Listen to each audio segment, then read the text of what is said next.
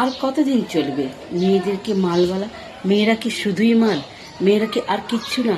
মেয়েরা কি কারোর বোন না, কারোর মেয়ে না, কারোর মা না, কারোর বউ না?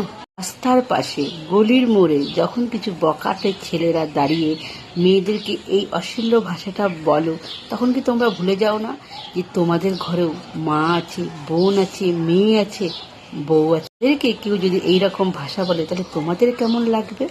তোমাদের কি একবারও মনে পড়ে না যে তোমার বুকে যে মেয়েটা ঘুমায় সেটা তোমার কন্যা সন্তান? যে মেয়েটা তোমার পাশে ঘুমায় সেটা তোমার বউ?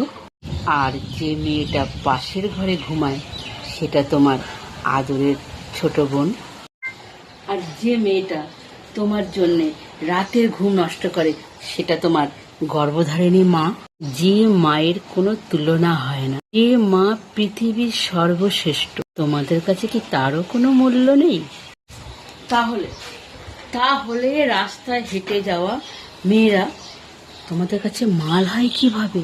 একবার কি চিন্তা করে দেখেছ? আজ পরের ঘরের মা, বোন, বৌদির যদি তুমি কটু কথা বলো, তাহলে কি তারাও তোমার মা বোনদের বলবে না? তুমি যদি তাদেরকে সম্মান না দাও, তাহলে তোমার মা, বোন ও বউর তো রাস্তায় বেরোবে, তারা কি সম্মান পাবে? একবার ঠিক চিন্তা করে বলো তো। আমার সমস্ত বন্ধুদেরকে জানাই, যদি আমার এই মন্তব্য তোমাদের কাছে ভালো লাগে, অবশ্য লাইক কমেন্টের মাধ্যমে পাশে থাকবে। আর যদি কিছুই ভুল বলে থাকি সেটাও অবশ্য জানাবে। আজকের ভিডিওটা এই অবধি। টাটা।